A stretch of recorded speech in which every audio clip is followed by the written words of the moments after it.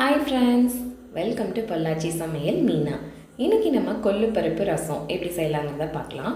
ஒரு டம்ளர் கொள்ளுப்பருப்பை நல்லா கழுவி எடுத்து வச்சுக்கணும். தேவையான அளவு தண்ணி ஊற்றிக்கலாம். ரசத்துக்கு 3 தக்காளி போட்டுடலாம். இதுக்கு வணக்கி அரைக்கணும். பாருங்கள், சின்ன வெங்காயம், பூண்டு, கருவேப்பிலை, பச்சை மிளகாய்.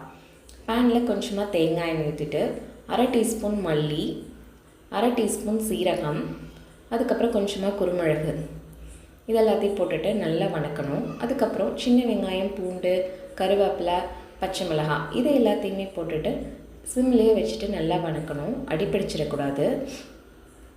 பாருங்கள், இந்த மாதிரி நல்லா வணக்கி எடுத்துக்கணும்.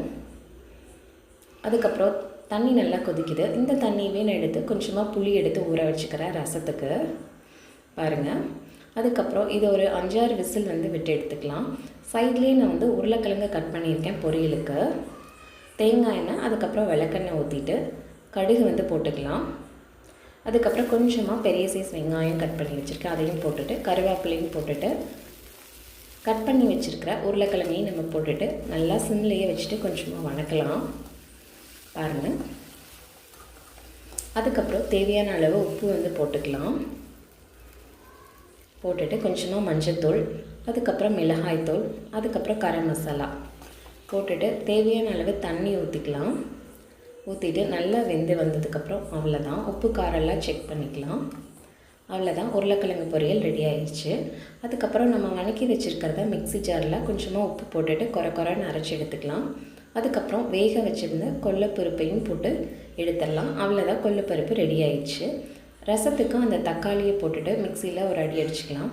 அதுக்கப்புறம் புளியும் நல்லா அடிச்சுட்டு வடிகட்டி எடுத்துக்கலாம்.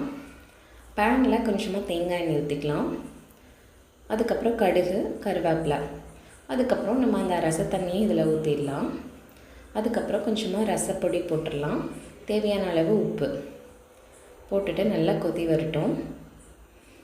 அதுக்கப்புறம் மல்லித்தலையும் போட்டுக்கலாம். அதுக்கப்புறம் பெருங்காயத்தூள். அவ்வளோதான், ரசமும் ரெடி ஆயிடுச்சு.